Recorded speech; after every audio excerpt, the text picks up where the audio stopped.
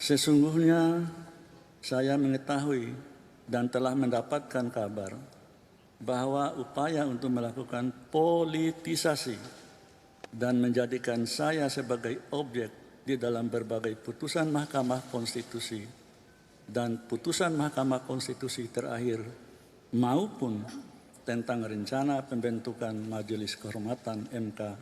Namun, meski saya sudah mendengar ada skenario yang berupaya untuk membunuh karakter saya, tetapi saya tetap berbaik sangka.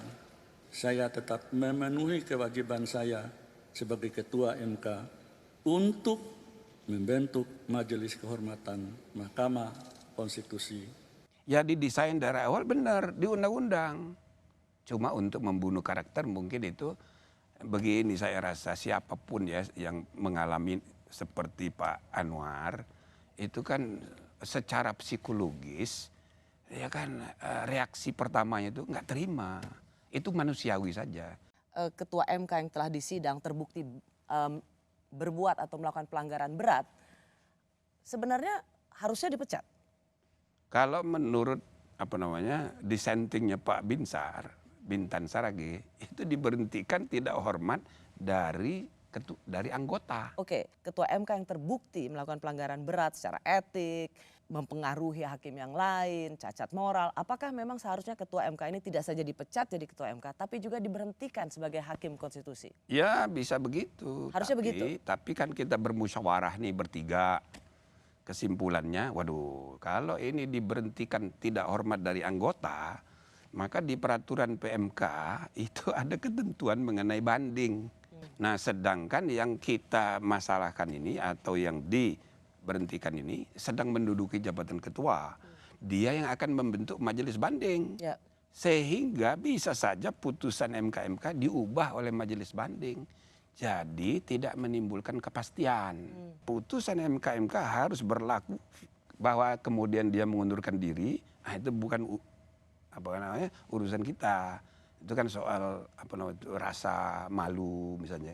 Ketua Mahkamah Konstitusi Anwar Usman itu adalah ya tidak merasa ada pelanggaran etik, dalam hal ini tidak ada benturan kepentingan.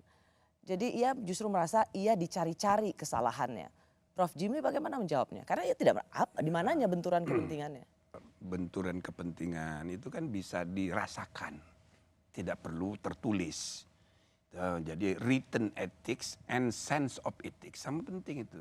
Putusan mengenai perpanjangan usia dari MK itu kan menyangkut kepentingan pribadi. Betul. Ya kan? Ini semacam itu disebut oleh para pakar konstitusi sebagai gratifikasi pasal. Ya, nah jadi tapi waktu itu sudah diributkan oleh masyarakat, tapi kan tidak sebesar kasus sekarang. Tidak merasa. Padahal di ruang publik itu sudah setahun lebih, itu fotonya Gibran diusung oleh PSI menjadi capres. Itu sudah di mana-mana. Mulai dari wali kota, itu kan. Nah jadi isu Gibran menjadi calon wapres sudah lama.